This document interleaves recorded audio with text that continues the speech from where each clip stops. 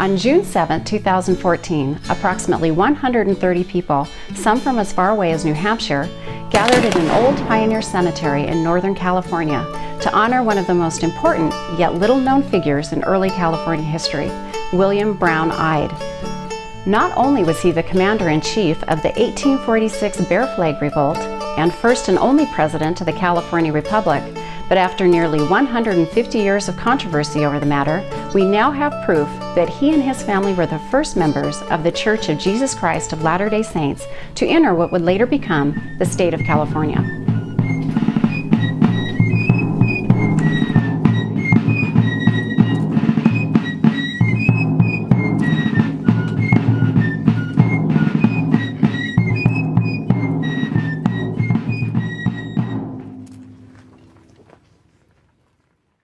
We're here at the William B Ide Adobe State Historic Park near Red Bluff, California, to introduce you to possibly the most important figure in the history of California you may never heard of, William Brown Ide, who also just happened to be a member of the Church of Jesus Christ of Latter-day Saints.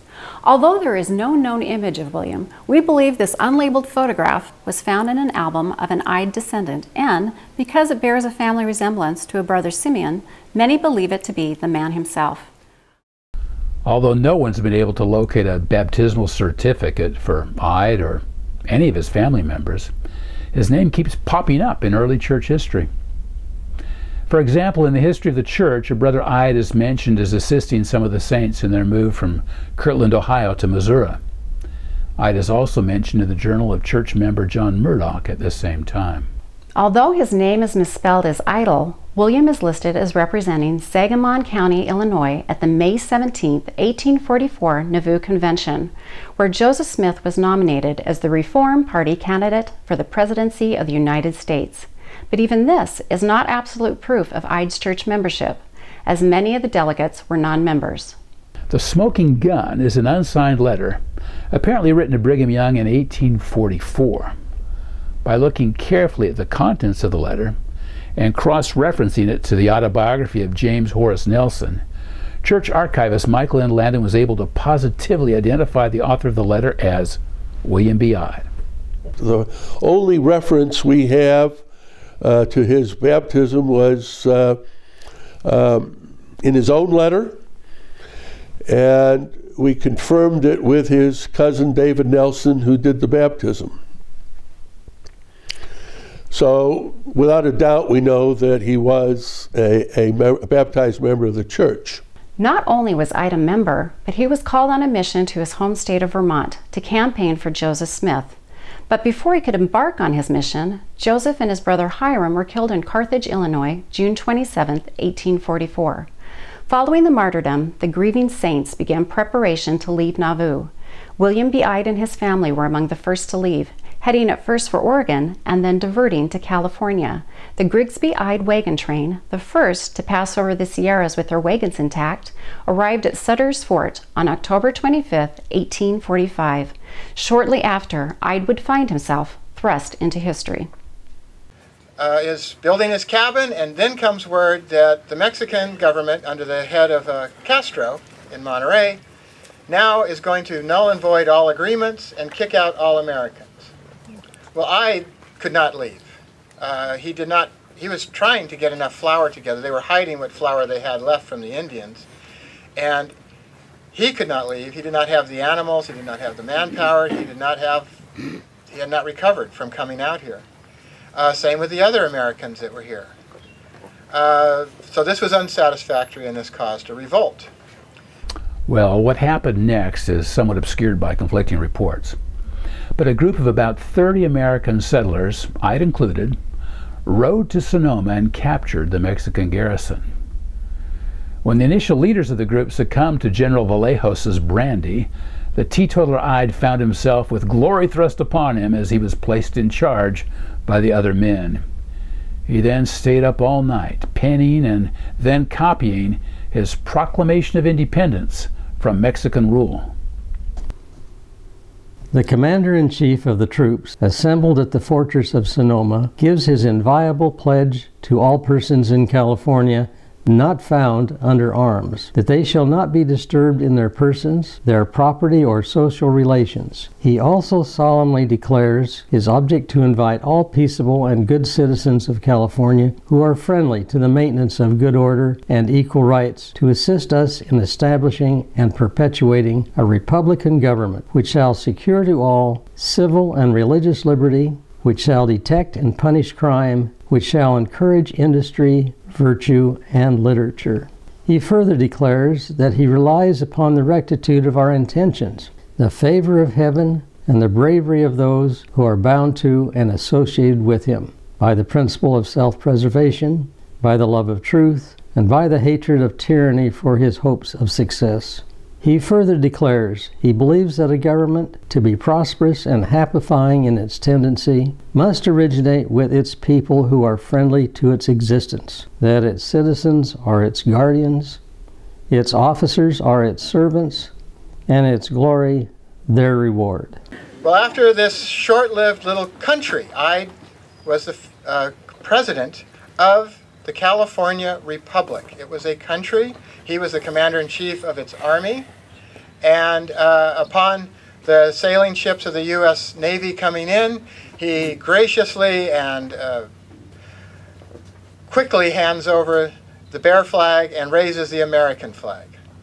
I had one other thing that just has to be refocused on. That was his perseverance, because it's one thing to be prepared, it's another thing to be in the right place, it's another thing to be able to deliver. And I came into his full blossom in California when he responded the way he did in the Bear Flag Revolt, took charge when he wasn't the initial leader. He took over from people who had failed him and turned a highly at-risk cause into a winning proposition.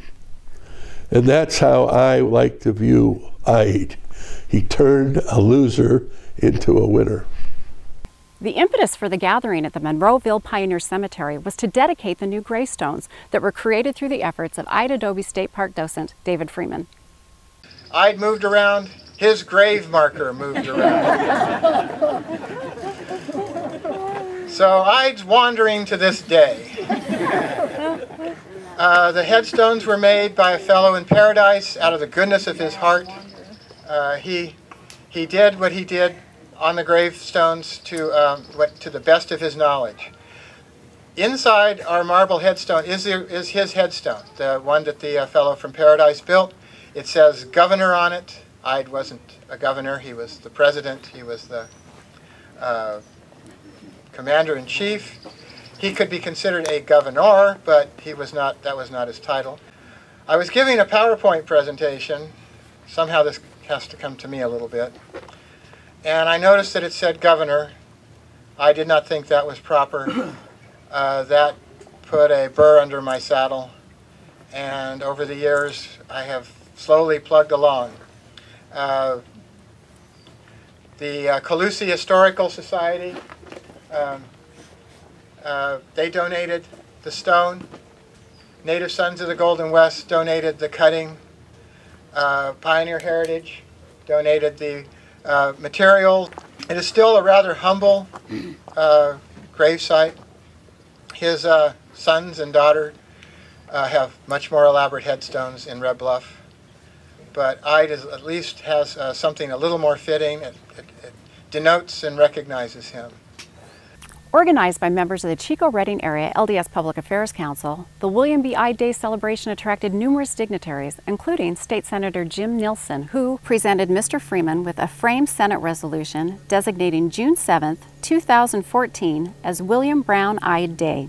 Church member and former U.S. Congressman Wally Herger and current Congressman Doug LaMalfa also presented an excerpt from the congressional record which lauded both William B. Ide for his contributions to California history and Mr. Freeman for his efforts to create a proper grave memorial for the first Mormon head of state. The new gravestones were then dedicated by S. Dennis Holland, president of the Pioneer Heritage Foundation and director of public affairs of LDS Historic Sites in California. Our Father in heaven, we assemble ourselves together today for the dedication of this gravestone marker for William Brown Ide, President and Commander-in-Chief of the new Republic of California in June of 1847. In addition to dedicating this grave today, we dedicate our lives to the memory of these early California pioneers. The greatest honor we can pay them for the rich legacy they have left us is to live our lives each day by day in the same eternal principles that guided them in their lives, that we may be positive influences for good with our friends, neighbors, and in strengthening our communities. By all accounts, William Brown Ide was a great man. He was a local leader in the early church, apparently even serving for a short period as president of the Springfield, Illinois branch. He led the Bear Flag Revolt, which ultimately led to the independence of California from Mexico. And he then served in various positions and responsibilities in what was then Colusa County in the new territory and then state of California. But he was also a humble man. Ide's brother and biographer Simeon said the following of him: "He cared little for the honors and emoluments of office or the pomp and pride of high station." Ide was three things. He was prepared for his destiny. He was at the right place at the right time. And he persevered through the hurdles necessary to complete his mission, to complete his task. For 150 years, historians have argued whether or not William B. Ide was a Latter-day Saint. Thanks to recent historical research by Rick Behrens, Roger Eakins, Mike Landon, and others, that fact is no longer in dispute. Accordingly, the slab covering Ide's presumed grave includes both this representation of the original crudely drawn bear flag, which became the model for today's official California state flag, as well as this quotation from one of the original bear flaggers, William Baldridge. He was a Mormon in religion, and in our judgment, was possessed of many visionary, if not utopian ideas.